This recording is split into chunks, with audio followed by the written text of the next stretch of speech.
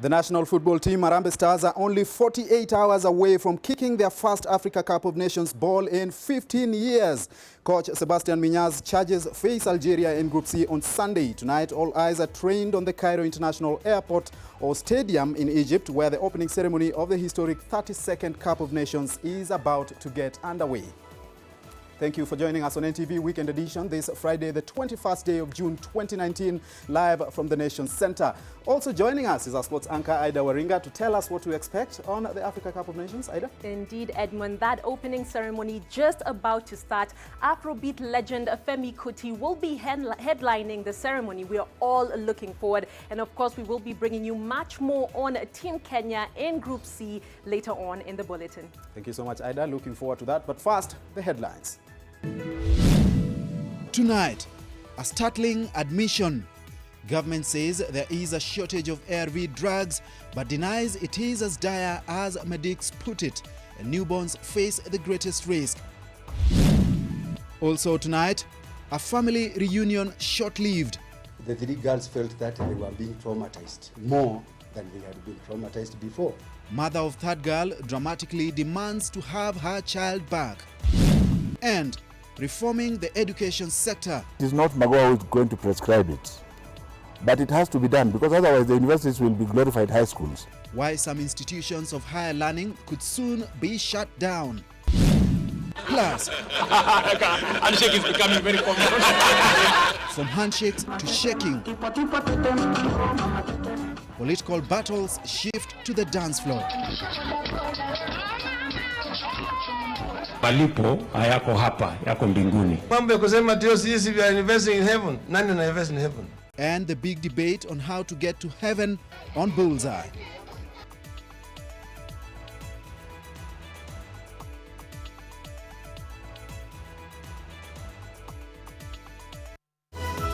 This is NTV Weekend Edition with Edmond Nyabola.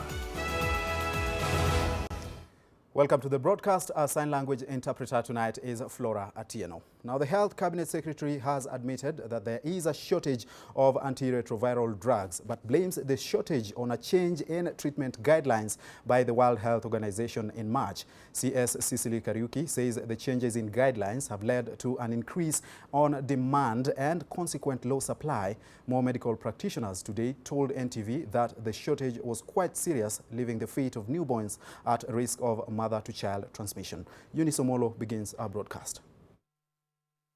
A day after it emerged that some babies in the country might be missing out on HIV prophylactics, nevirapine and zidovudine in various parts of the country, the Ministry of Health says a change by WHO in treatment guidelines is largely to blame.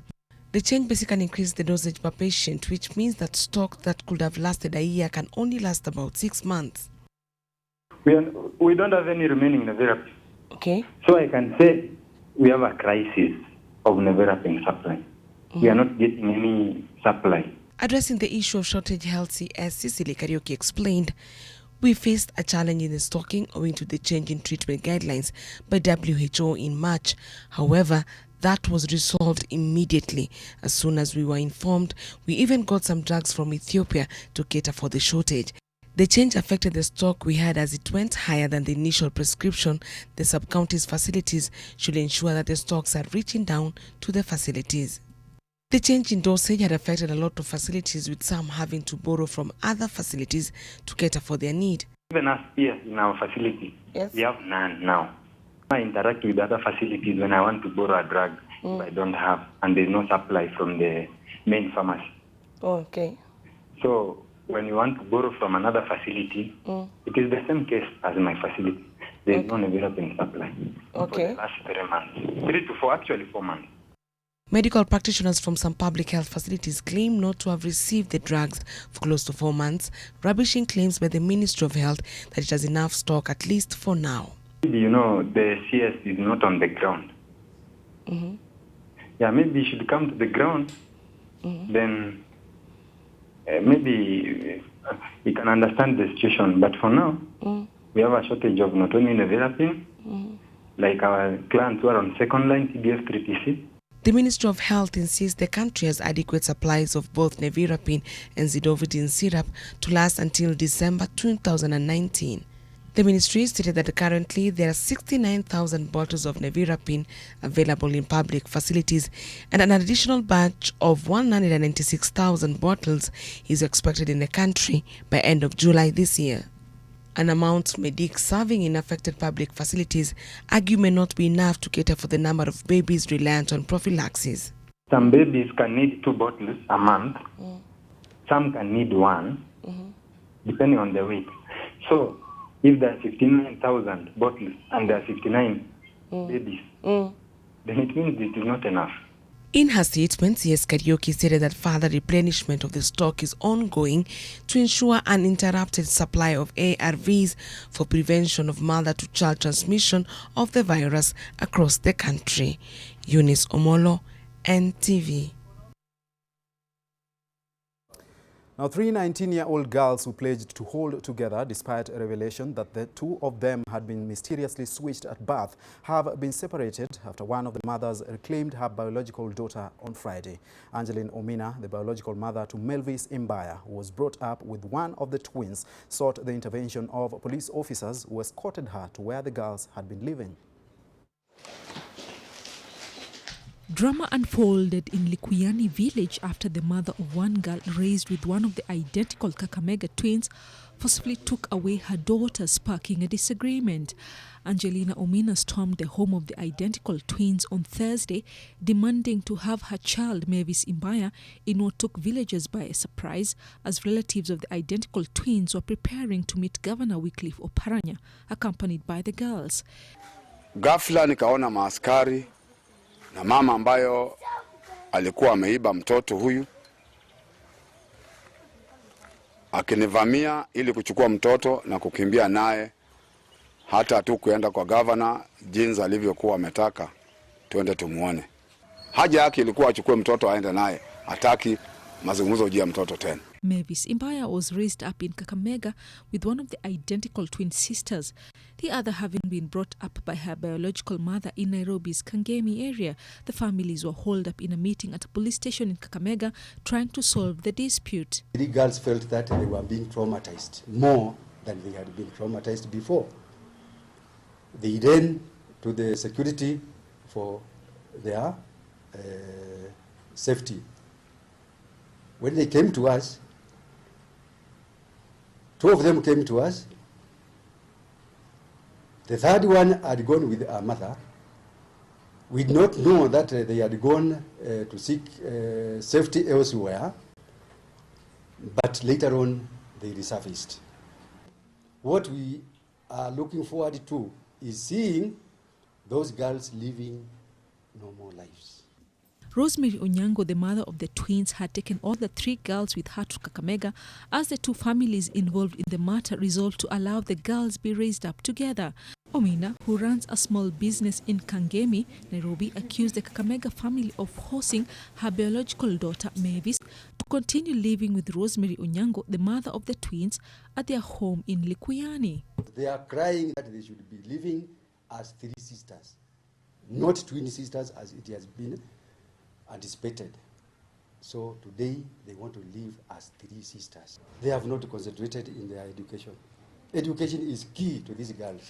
So for the sake of these girls, please, media, let us join our hands to give them a conducive environment so that they can continue with their education. The twins, Sharon and Melon, had lived in separate homes miles apart until they recently discovered their striking resemblance on Facebook and struck a friendship that led to suspicions that they were related. A DNA analysis released by Lancet Laboratories in Nairobi on Saturday confirmed they were in fact identical twins stirring mixed feelings. The trio had warned their parents last week against any attempts to separate them, forcing the 2 families to yield to their demand to live together.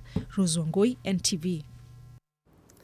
Education Cabinet Secretary Professor George Magoha says universities need to focus on areas that they are competent in and stop offering programs across the board, which in turn lowers the quality of graduates they churn out. Magoha has also separately formed a 17-member task force to drive the transition from the 844 to 2633 education system, as Charity Mwangi tells us. Universities in Kenya seem to operate on the mantra, jacks of all trade and masters of none. This is according to Education Cabinet Secretary George Magoha, who says that the ministry's Department of Higher Learning is seeking to correct this misgiving that contributes to the production of half-baked graduates. It is not Magoha who is going to prescribe it, but it has to be done because otherwise the universities will be glorified high schools. The number of programs at universities has led to an increasing number of graduates.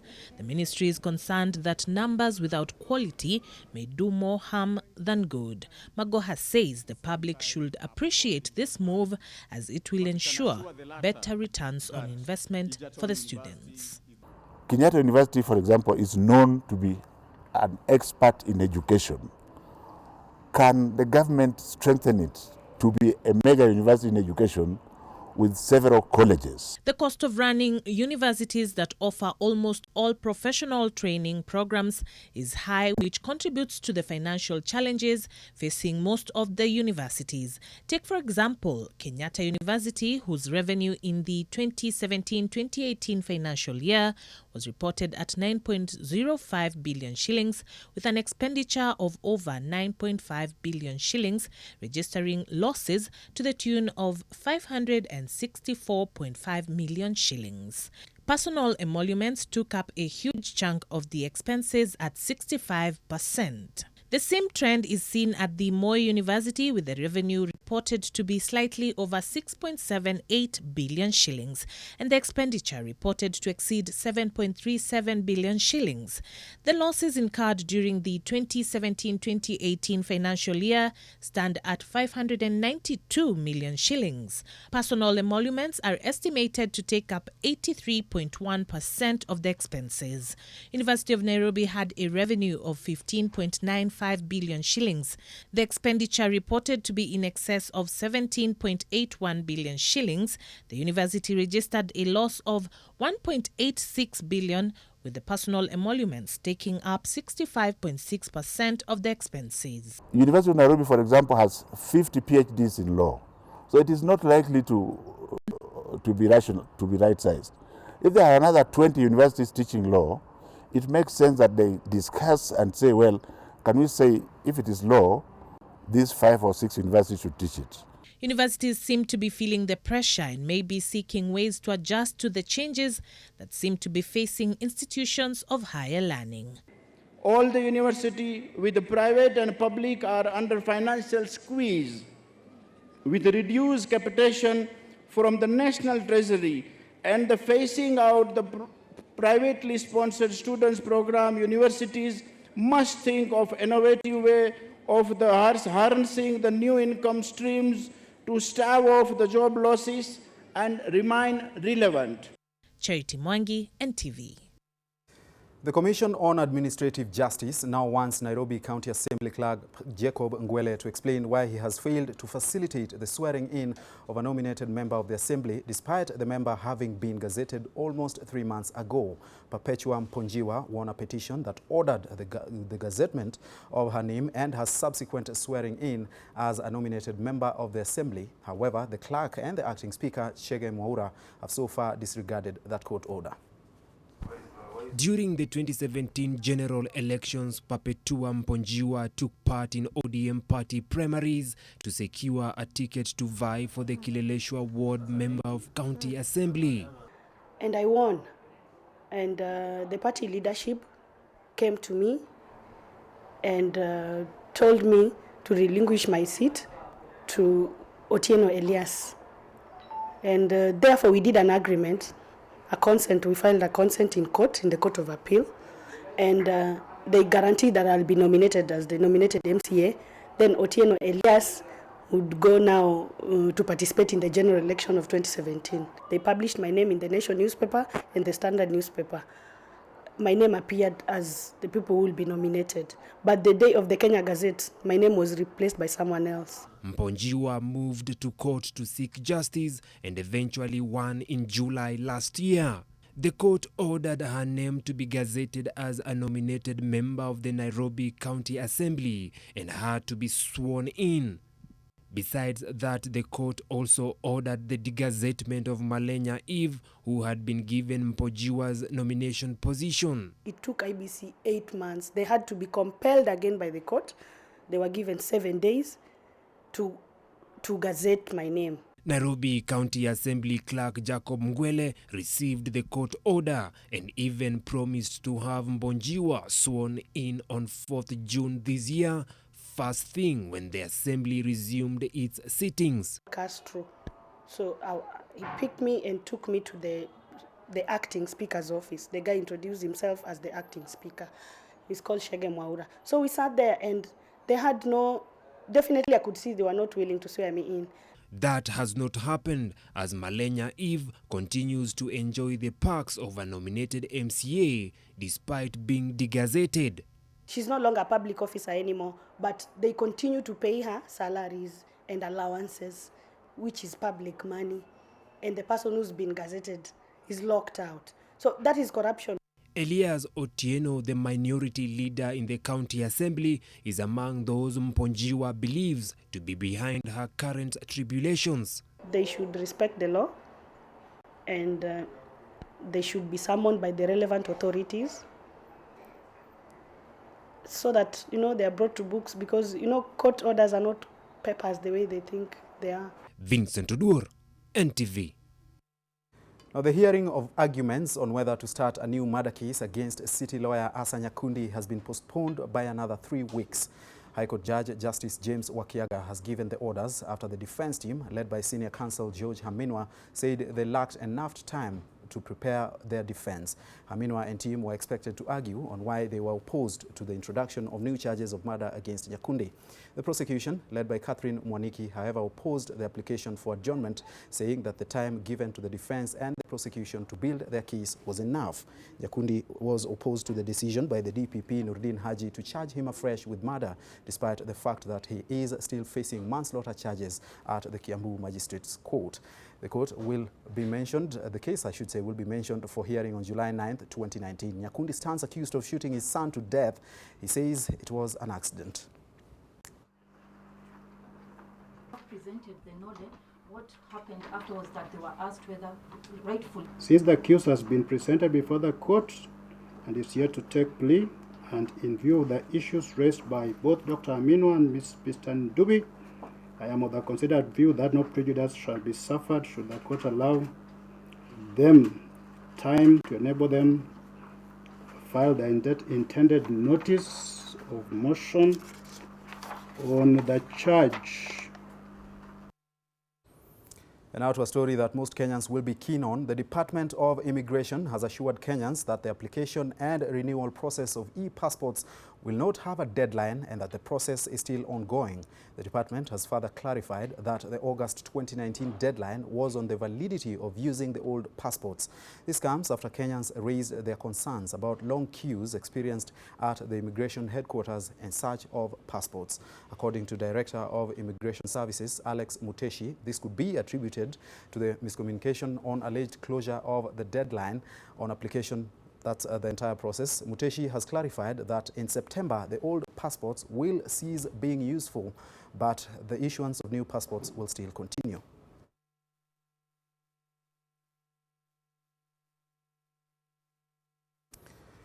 Now, Interior and National Coordination Cabinet Secretary Dr. Fred Matiang'i says politicians need to be honest and transparent. The CS said that theft of public funds and dishonesty has been the undoing of efficient service delivery to Kenyans. His statements come on the backdrop of President Uhuru Kenyatta's call to politicians to desist from politicking and focus on building the government's Big Four agenda. He spoke at Gesiaga Primary School in Nyamira County. Because of this great occasion this day, and want to asanteni sana commissioner, ondoa hii kitu.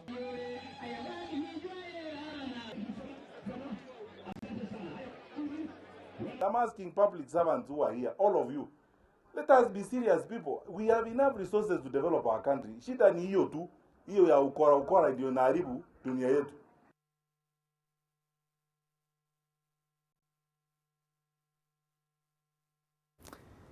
And as I promised, Ida Waringa is here to talk us through the Africa Cup of Nations, of course, with a bias for Kenya.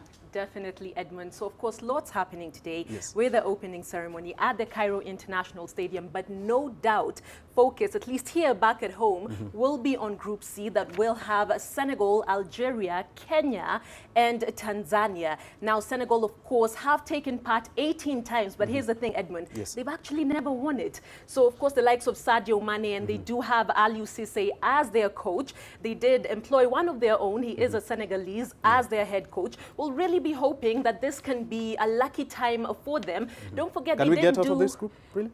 they didn't do too badly in the World Cup. They had the most points there, although they didn't get past the group stage. But here, when we talk about Senegal, Algeria, Kenya, and Tanzania, it will be tricky. However, what I like about it is that, you know, the likes of Victor Wanyama was saying, look, we shouldn't be afraid. We should try get points from Senegal and Algeria. Lots of people saying that Tanzania will be a bit easy for us, but I actually think we shouldn't underestimate them. What do you think? The Nigerian also. Exactly. Let's hope that we can get out of that group then. In that case, let's have a look at the squad. Exactly. So here are the goalkeepers. Patrick Matasi, the #1. He does play for St. George's back in Ethiopia. Farouk Shikalo, who plays with Bandari, and of course Oyemba there. Now, Patrick Matasi is a bit controversial. Yes, we did People see what fall happened on with either the friendly. side. You saw what happened during the Against friendly, DRC, yes. where he, you know, gave one penalty but saved another. Now, when we talk about the defenders, it's been a bit 50-50. Everyone has their opinions. You know, when we talk about the final 23-man squad, so we do have the likes of Joash Onyango, Okumu, Owino there, Ouma. We do have Otieno, Omar, Ochieng, and Mohamed, this being Musa Mohamed. Now, Musa had actually, you know, pulled off, you know, one injury in the last game, so people are hoping that he'll be fine. You know, we have the likes of Eric Johanna, who we had very strong midfield here. Eric Johanna, we had actually hosted him on Top Sport a while back, and he was talking about just how much he's looking forward to the AFCON. This is another very controversial section of the team.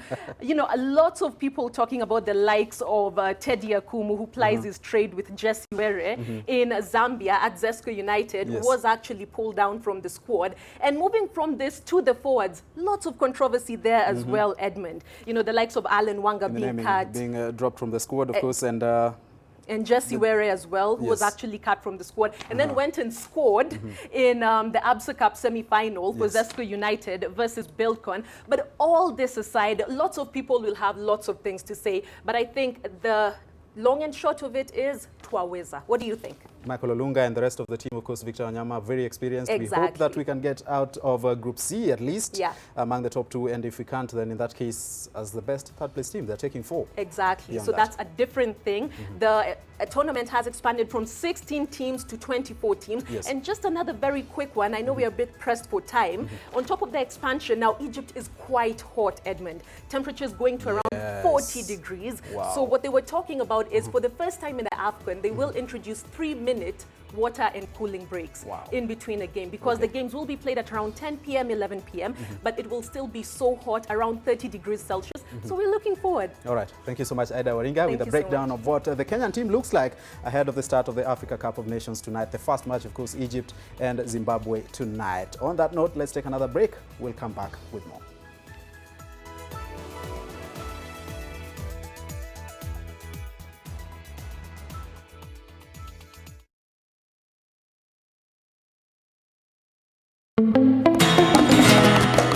Fresh Fry Premium Cooking Oil now has a new look and an advanced spout and seal. Triple refined, zero cholesterol and natural vitamin E. Fresh Fry, always heart-friendly. Now it's even more cooking-friendly. Fresh Fry, the premium cooking oil for healthy living. When the spirit of Kenya got going that magical day, it never looked back. And now, the same spirit is ready to take Kenya to the next level, led proudly by a new generation. Kenya King, Shangilia, Hustle ya Kenya.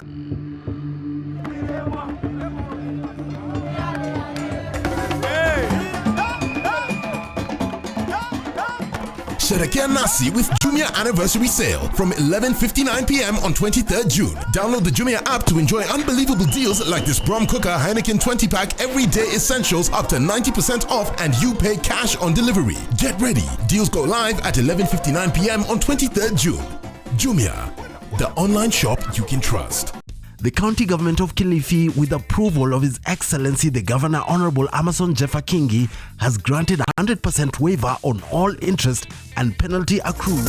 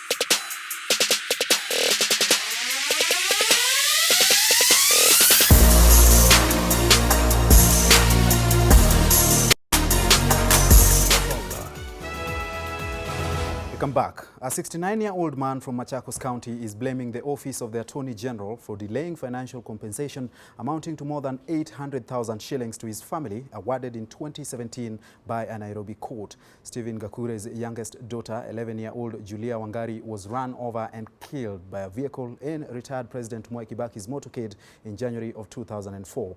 NTV's Mel Miendo has that report. The life of Stephen Gakure and his family from Machakos County changed drastically in January 2004 when retired President Mwai Kibaki visited the county. A vehicle from his motorcade is reported to have hit Gakure's 11-year-old daughter, Julia Wangari. She died on the way to a hospital in Kangundo. Since then, Gakure's family has never been the same. Kutoka 204 na hakuna mtu hata alisaidia mimi katika hiyo maneno ya matiti. Mimi nimehangaika na hiyo kesi, ile mara ingine hakuna. In 2017, Gakure's family was hopeful that their cry had been heard. Their lawyers obtained a court order from Milimani Law Courts in Nairobi. The order directed that the Office of the Attorney General pay compensation amounting to 951,785 shillings, inclusive of 114,025 shillings to cater for costs. Gakure's family was to receive 837,760 shillings. 2 years later, no dime to their name. Mtoto yangu alipotea na alimalizwa na serikali ya Kibaki. Sasa ni serikali ya Uhuru. Kwani hii itakuwa mwaka gani? Hii serikali ni gani? Ni serikali gani inasaidia wale watajiri tu? Lakini mtu mnyonge kusaidia ni ngumu serikali. The prolonged delays forced Gakure to follow up with the AG's office personally. Nevertheless, his frustrations continue to grow. Maana mimi nimeenda sheria mara ngapi kila siku. Faili yangu inawekwa, naambiwa inatakikana hii, faili inatakikana hii. Na hakuna kitu inatakikana. Ukienda huko ni pesa wanakukitiza. Yao mawakili. Sasa ni sheria gani inafanyika hapa? Hii Kenya yetu hii. Bure kabisa. The Office of the Attorney General, in its rejoinder in February 2018, had asked Gakure's lawyers to furnish it with all the documents regarding the case. NTV reached out to the AG's office on Gakure's case. A response is yet to be received. Maana koti ilisema nilipwe. Kwa nini nisilipwe? Melmiendo, NTV. Iko sheria gani? Now, former Kapiego Ward Representative Benson Kiptire, who is believed to have been kidnapped a week ago, is still missing. According to eyewitnesses, the former Elgeyo Marakwet legislator was taken from his shop last Friday, that's in the morning, with 4 men claiming to be police officers. The incident happened at Rock Center Estate along Eldoret Iten Road, where he was allegedly hurled into a Toyota Land Cruiser and driven to an unknown location. Area leaders have called on the police to intensify the search.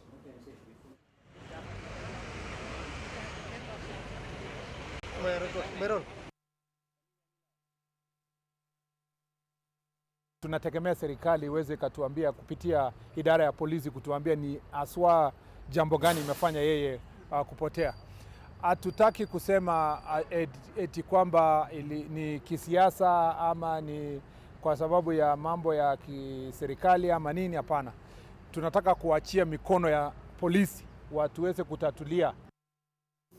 An American company that produces hearing aids, that's Stucky, has today launched the world's first multi-purpose hearing device with artificial intelligence in Kenya. The launch took place here in Nairobi. The gadget, dubbed Livio, has sensors to monitor the body and brain sound tracking. It was invented by William Austin. He says his motivation was in bettering people's lives. The device will really be helpful, especially to the deaf and also the visually impaired, as it can transcribe voice to text and vice versa. The device can translate 27 languages and transcribe 68 languages.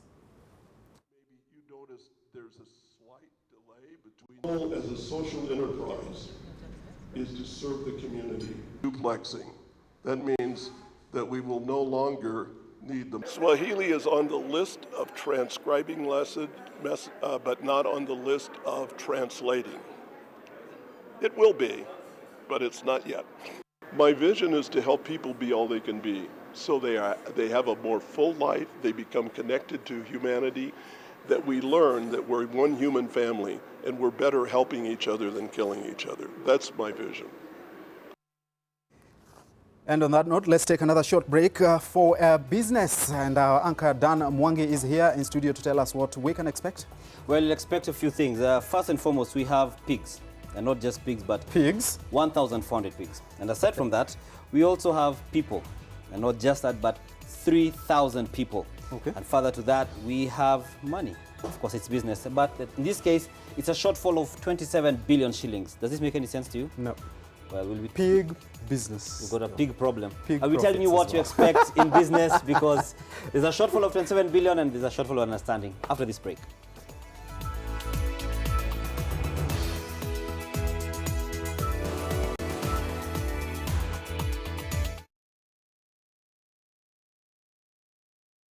When the spirit of Kenya got going that magical day, it never looked back. And now, the same spirit is ready to take Kenya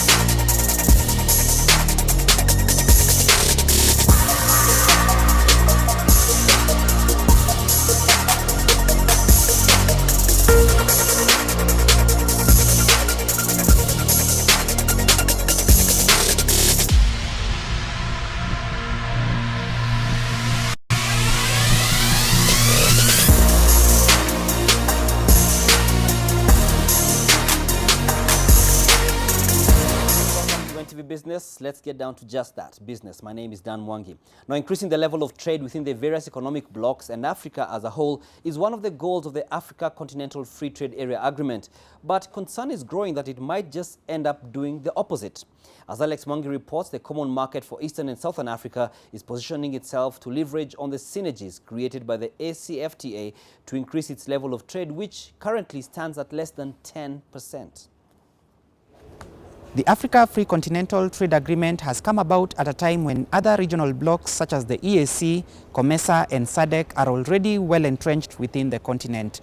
Concerns are rife that there might be a duplication of roles leading to less efficient use of resources. So will this be the case? The regional economic communities are a building block to the Continental Free Trade Area Agreement. Some of the challenges that will arise is, for example, where already we have existing customs union, like East Africa, where we already have our own harmonized external tariffs, how to relate that customs union with areas that have no customs union, and the different treatment that will be granted to different countries that are within the customs union that are at different levels of development.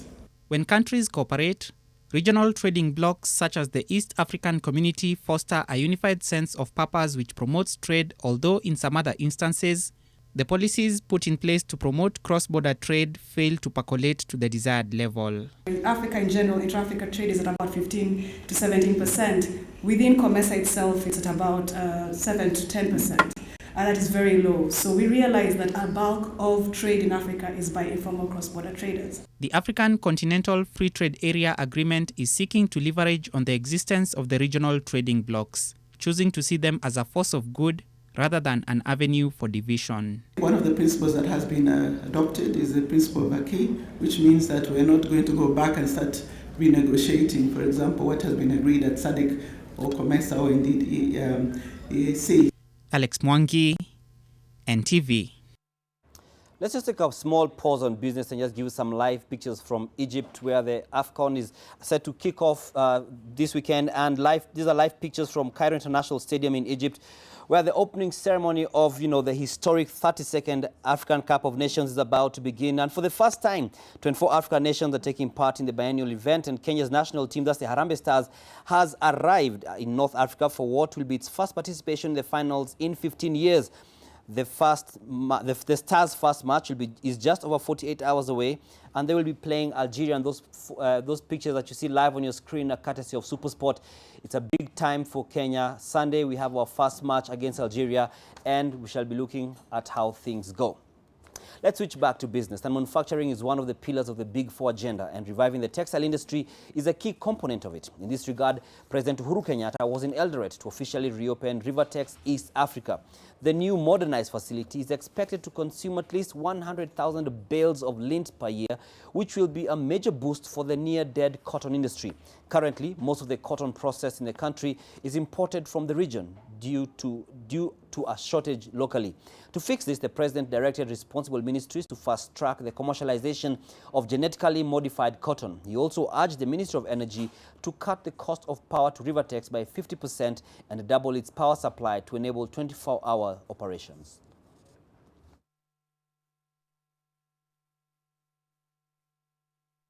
With estimated consumption of other textile mills, we project a demand of over 140,000 bales of lint per annum, not including export possibilities. And I especially challenge you to produce fabric that can be utilized by our investors in the export processing zones who still rely very heavily on imports. Now, following that presidential launch, Rivertex has resumed production after investing 6 billion shillings to upgrade its infrastructure. The financial boost has seen the company broaden its fabric production and spinning capacity to 40,000 meters per day. Lois Wangoi gives us the context. In the last 10 years, operations at Rivertex East Africa have been on a standstill, but now things have changed. We are actually re-engineering the old Rivertex by enhancing the capacity and putting modernized machines that can also do premium products. So we are very excited at that because we can serve not only local market but also international market. Rivertex is expected to contribute heavily to the president's Big Four agenda through manufacturing, as it will be among the biggest textile manufacturing companies in East Africa, with a daily production of 40,000 meters of fabric. This time round, Rivertex intends to capitalize on value addition through a tailoring unit. Since Moi University acquired this facility, it had obsolete machines, very old machines, that the efficiency was only 30%. So we are also moving from 30% efficiency to 96 plus efficiency, which means realizes for us economies of scale and cost of products will be much lower, which can be competitive in the market. And so what we are trying to do is enhance our competitiveness both locally and internationally. Already excitement is rife in the Rift with this strong comeback of Rivertex East Africa. Currently, Rivertex has employed 1,500 people directly, a figure that is expected to grow to 5,000 in the future. and be able to bring back the glory of Rivertex, which was known for making kitenges, shooting material, all the uniform forces uniform. We want to bring that glory back. There have been attempts to revive Rivertex over the years, and in the 2019-2020 financial year, the facility has been allocated 3 billion Kenyan shillings for modernizing the machines. Lois Wangoi, NTV Business, in the county of Uasin Gishu. During our teaser of the business section with Edmond, we spoke of the number of people, the 3,000 is a job that was in that story. Now let's go to the 27 billion shilling conversation. Now let's look at some of the highlights at the Nairobi Securities Exchange this week. And it closed yet another week in the red, with investor wealth posting a general decline. Now the market capitalization closed Friday's trade at 2.24 trillion shillings, down from last week's 2.27 trillion shillings. And now this points to the value of the shares at the exchange dropped by 27 billion shillings, continuing the trend of general decline at the NSE, which has raised concern with some analysts. Now, one factor driving this week's decline was the trend posted by the share price of Kenya Reinsurance Corporation, which closed the week at 3 shillings and 83 cents, a 74% drop from last week's close. Now, this decline in the company's share price was triggered by the bonus share issuance of 3 for every 1 held, which came into effect this week. And now this week, under review, so 92 million shares worth 2.7 billion shillings change hands, compared to 102 million shares valued at 3.7 billion shillings last week.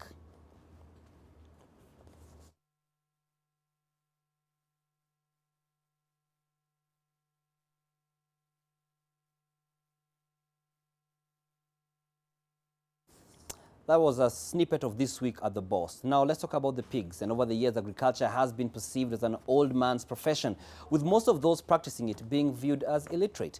But with the ever-rising demand for food, some institutions are now coming up with creative ways of luring students to embrace the sector. Gabriel Kudaka has details on this week's Food Friday. Food security is among the government's top 4 agendas, but without skilled personnel to drive the vision, its realization could still remain a mirage. At the Eldoret Technical Training Institute, students taking animal husbandry course pay close attention to their tutor as he takes them through a theory session in animal health. Twice a week, the students visit this demonstration farm in Kapsaret to put into practice what they had been learning in class. Every Thursday, every Friday, we bring students here to undertake their practicals.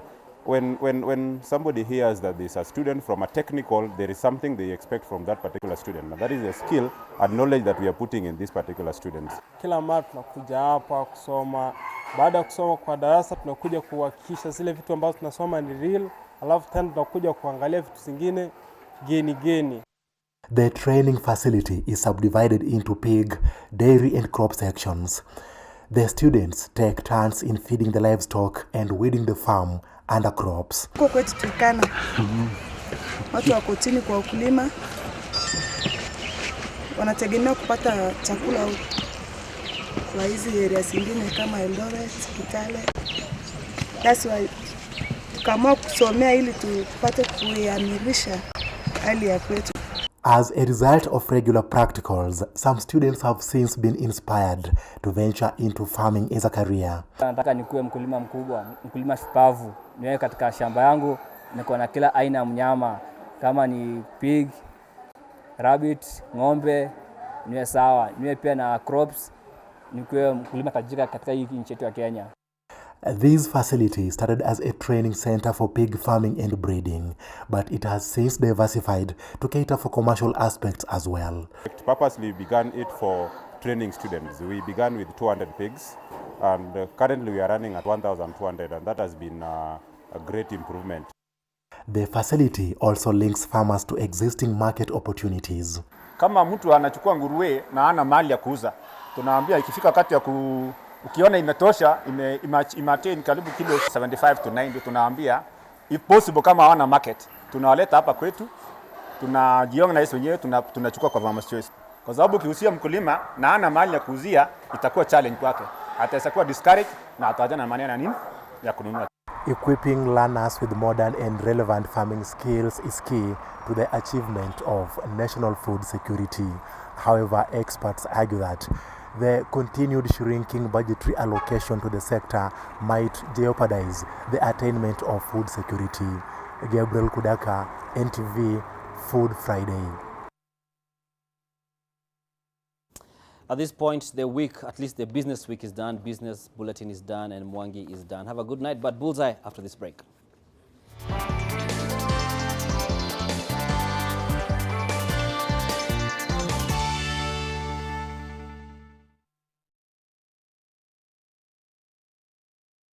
Every footballer dreams of playing in the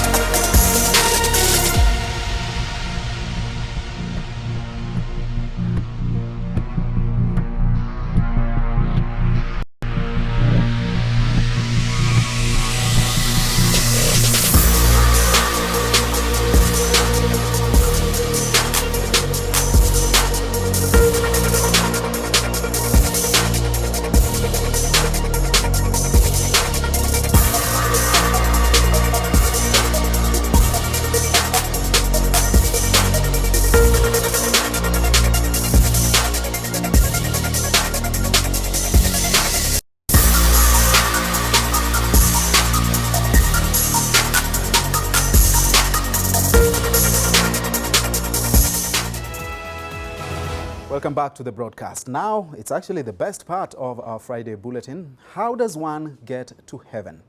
That appears to be the next big question amid a heightening battle for political supremacy. While some believe normal giving should get one to heaven, some say giving in God's name has to be extraordinary. It's all about creating small political gods, and as Emmanuel Juma now reports on Bullseye, political wars have been fought in the air and on the ground, but now there is a new battleground, the dance floor.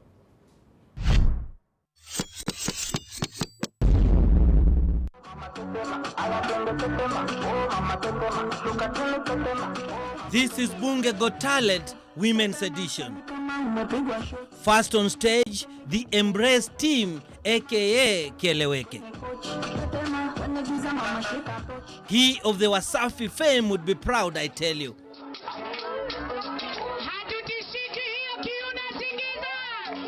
And now on stage are the Tangatanga women, aka Team Hustler, but you can also call them the Kiuno team.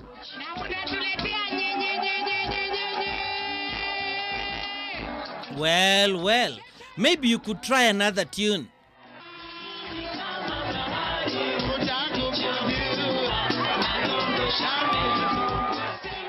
The Kiuno is there, but not there yet, ladies. You be the judge. Who do you think won this one? Ukiingia kwa mchezo kubali kushindwa, my friend. Kinoka waste time, ni zitawasha besh. That waste time. It is a stalemate, and that's when they start throwing shade or engaging in mchongoano, if you like. Ati wana embrace, wanakubatiana. Na hii kukubatiana ni ile ya Judas Iscariota. That hurts. Especially if you are convinced that you are the clear winner.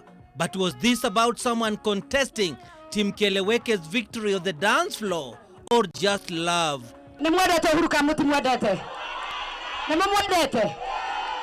Wow, love can really hurt, yeah?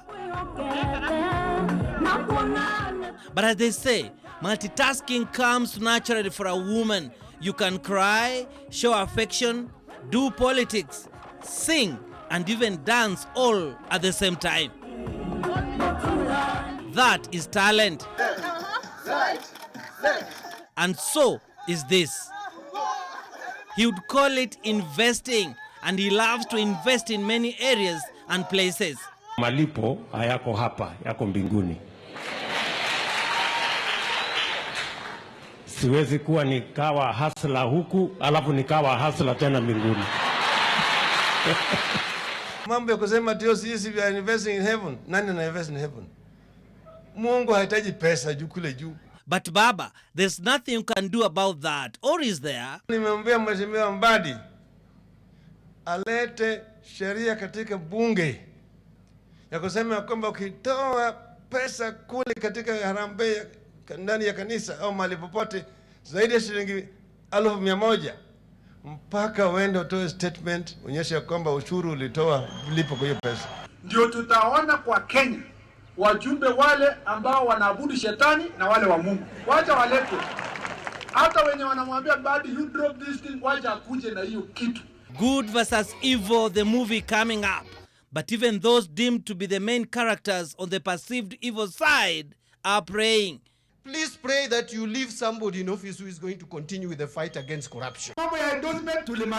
Are you speaking for the president? And I will speak for President Uhuru Kenyatta until the day he contradicts me. Why do they do this? When they see people, that is their food. Aha. The speech is determined by the audience.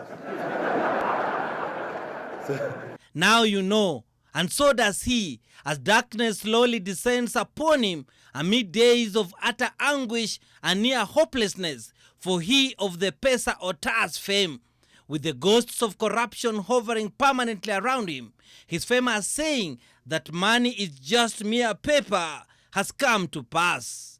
This too was anguish. Mikoreno to dhurete tureta siasa.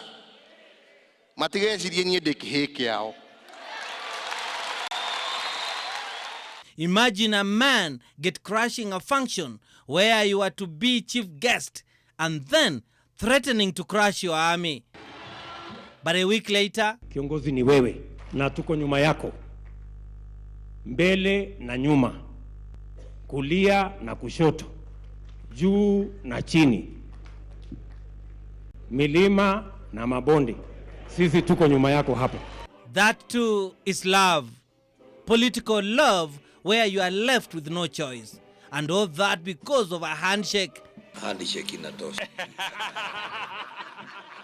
And that handshake has mutated. Handshake is becoming very common. To many other forms of shaking. Just ask Shebesh. Emmanuel Juma, Bullseye, NTV.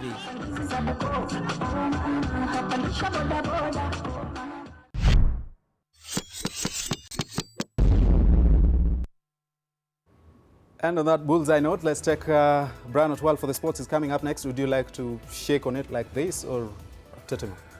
None of that, but what is going on right now is the opening ceremony of the Africa Cup of Nations, and the music, or rather the theme song, is Mit Gamin, meaning we are together. Yep. Which language is that? That is Egyptian. I don't know what language that is. Arabic, you mean? Arabic, yeah. But then we are together, tuko pamoja, as usual. That's going on, and the tournament is on right now. All right, thank you so much, Brian. We are looking forward to that. Let's take a break for the sports in a minute.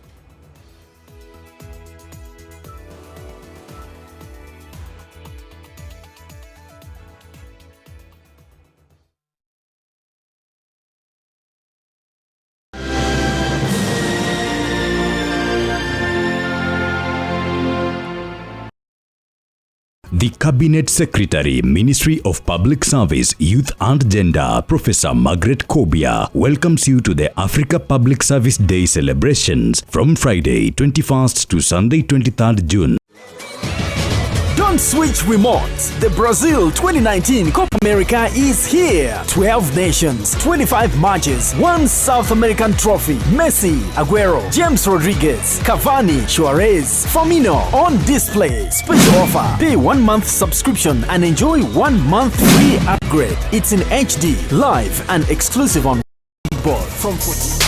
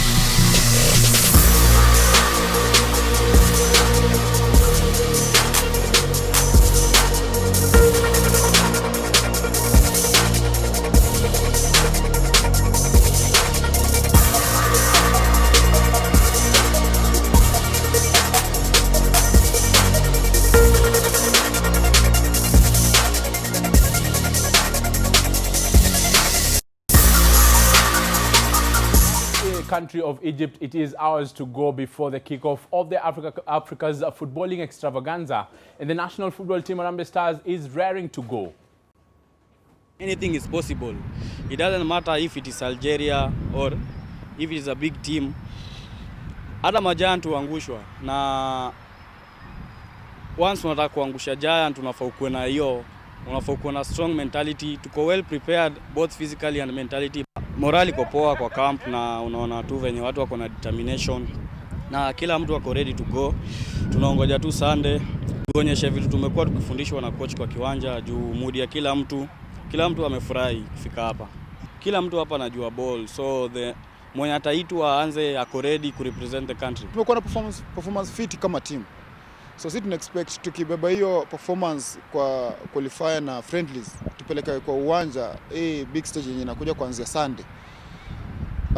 Tutakuwa na ile team cohesion na tunajua tutapata something hapa. And back home, Kenyan fans expressed their expectations of the national team and the tournament in general, even as they wished the Harambee Stars luck in their 6th appearance at AFCON. Vile timu hizi zimeorodheshwa katika jadwali la FIFA, zile timu ambazo ziko chini huenda zikawashangaza wengi. Kwa upande wa timu ya Kenya ama Harambee Stars ni kwamba tangu wacheze mechi za kirafiki wameonyesha ya kwamba wamejinoa vilivyo. Kwa hivyo mwaka huu tunatarajia kwamba Harambee Stars ya Kenya, mimi ubashiri wangu ni kwamba kuna uwezekano mkubwa tutakuwa miongoni mwa timu 8 za mwisho. Harambee Stars has only chance with Tanzania, but these other ones I think they'll have a rough time. Hii kitu ni mazoezi, tusiangalie majina pia. Algerian timu kubwa kuna kuanga na absence. Tumeenda kanda underdogs, lakini wanaweza tu surprise. Hakuna kiwezekani. Kenya is known globally in sports. Athletes, we don't expect them to disappoint us in football. To our captain Wanyama, you've been performing good in Tottenham. Please don't disappoint our nation. Kwa hivyo pia tuna matumaini kwamba hii timu ya Harambee Stars baada ya kwenda Ufaransa kwa maandalizi, tuna matumaini kwamba huenda wakafanya vizuri zaidi. Tushachoka kikombe kwenda Egypt na kwenda Central Africa. Tunataka kikombe kija East Africa. Tunajivunia kama Harambee Stars tuko ndani ya African Cup. Na inshallah tutashinda safari. Madamu pesa tumebadilisha mpya na timu ni mpya. Captain Wanyama tuko naye, tuna imani na Wanyama. With AFCON set to kick off tonight, we conclude the look at the different groups by focusing on Group C that features the Harambee Stars of Kenya, the Desert Warriors of Algeria, the Teranga Lions of Senegal, and Tanzania's Taifa Stars.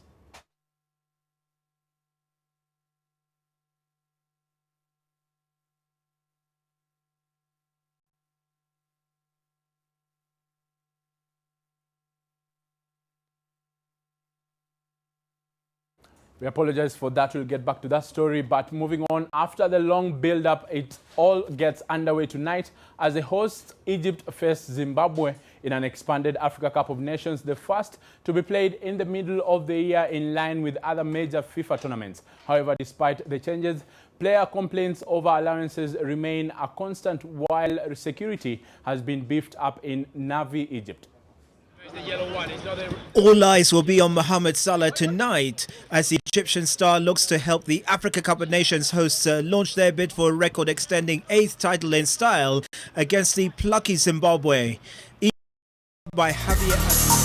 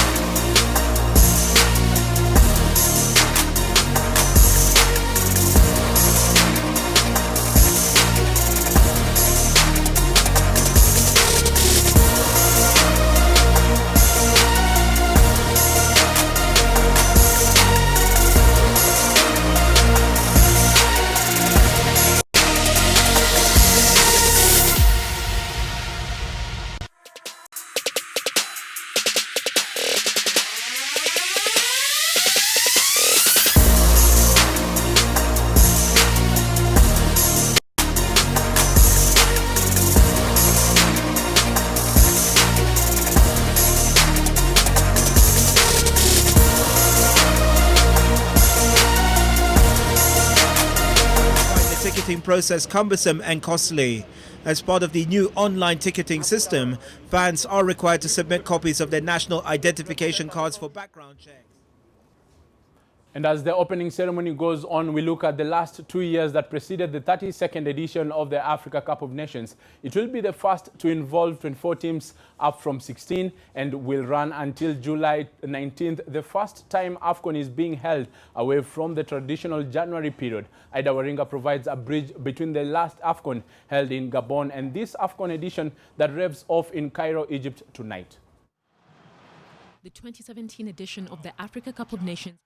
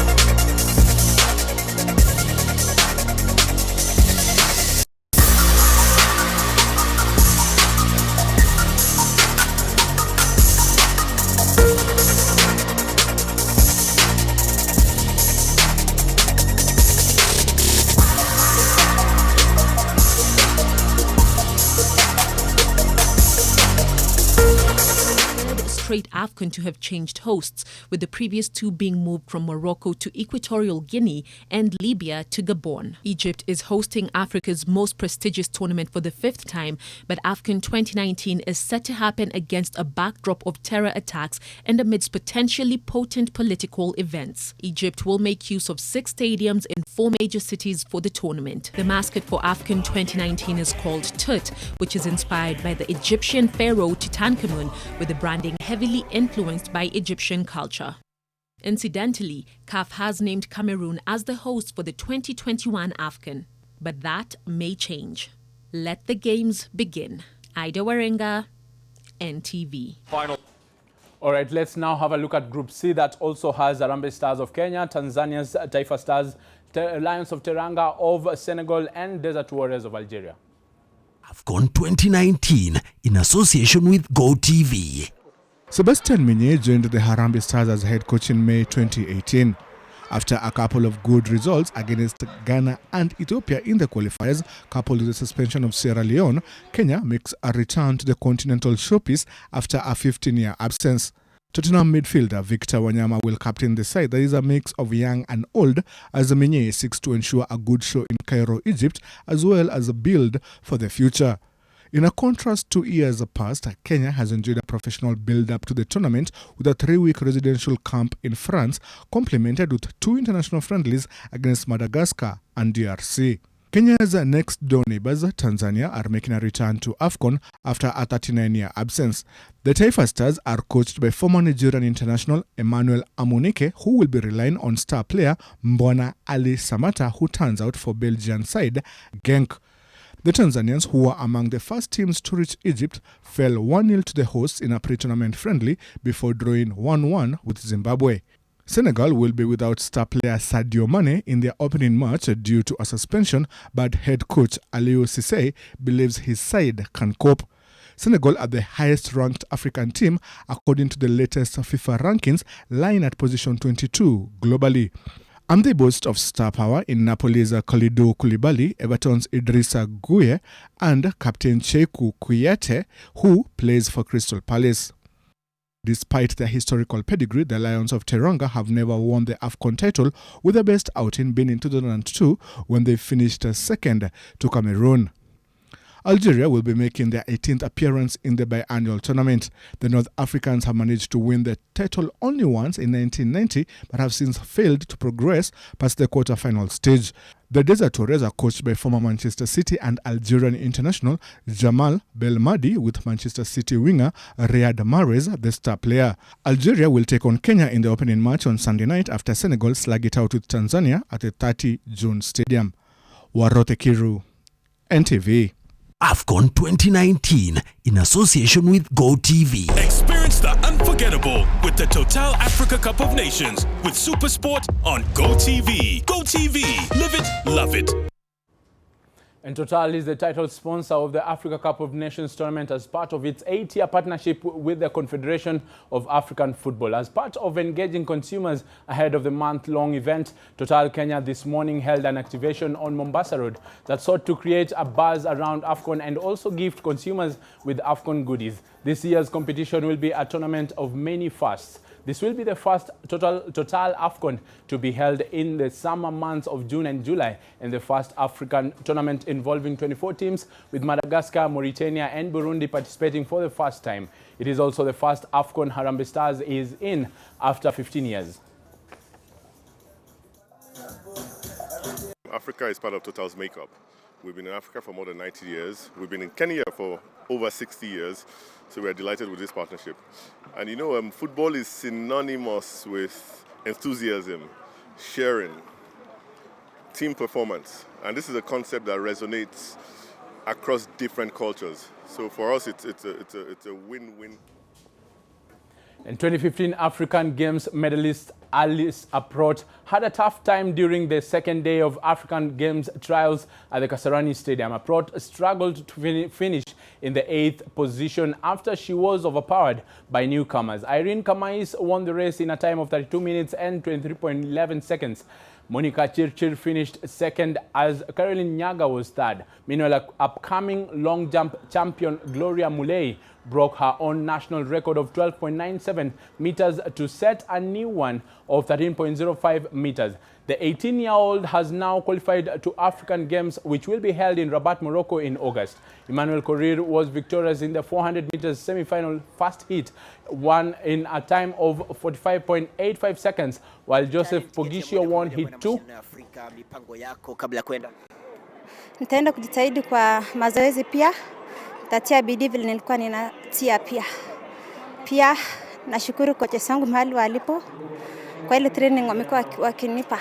Mara niko Nyeri, si kwa nimekaa pamoja maleza train, lakini namshukuru Mola kwa ajili ya hii wiki moja nimetrainia hapa Kasarani, maana performance yangu imeimprove. And favorites Uruguay twice came from behind to draw 2-2 against a superb Japan side early this morning in the Copa America. La Celeste bagged the point with the help of 2 questionable refereeing decisions and will now have to wait until the final group game to book their place in the quarterfinals.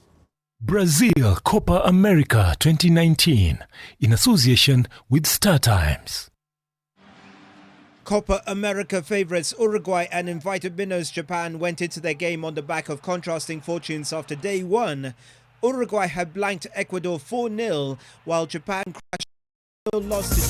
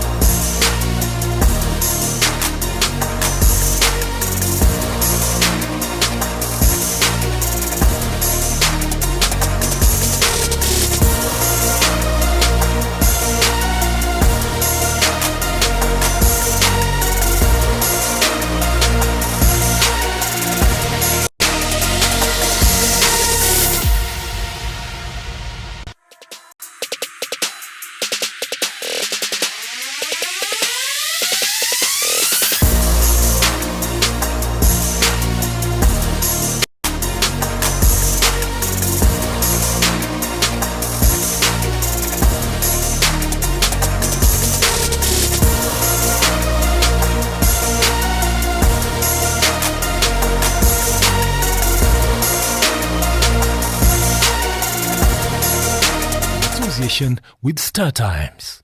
The Brazil 2019 Copa America is here from 14th June to 7th July. Don't switch remotes. StarTimes, the new home of football. All right, that's the sport. A lot more going on tomorrow from 2 to 4 p.m. on Top Sport. But Femi Kuti is in AFCON for the opening ceremony. Oh, that's so cool. And he's also going to be here for Koroga. And hopefully he's going to be here for the trend. Okay. Live in studio if he's going to make it in time to never be. So what do you have for us? First of all, I feel like this is the most color that's ever been on your set. What you guys are doing. This Even the cameras are confused. Oh, black and yellow. No. Anyway, listen. We're going to have Mutoria. Right. He's a producer. He's going to be coming through. We're going to have Kimi. His name is Kimi Kim, right? Yes. So Kimi Kim did his version of Nyashitsky's song. His song is more popular. His version. All right. Yeah. Which song is and you know Kamenegoro? I know Kamenegoro. Everyone Why would you knows say it that Kamenegoro. way? I know. 23, eh? There's a number. There's just a number. Thank you so much, Amina Abdi. All the best on the show tonight. And we are way past our time here. Yeah, 18 past. And the trend is about to start with Amina Abdi Rabal. Thank you so much. My name is Edmond Nyabola. Our sign language interpreter has been Flora Atieno. Good night. PG ends now, baby.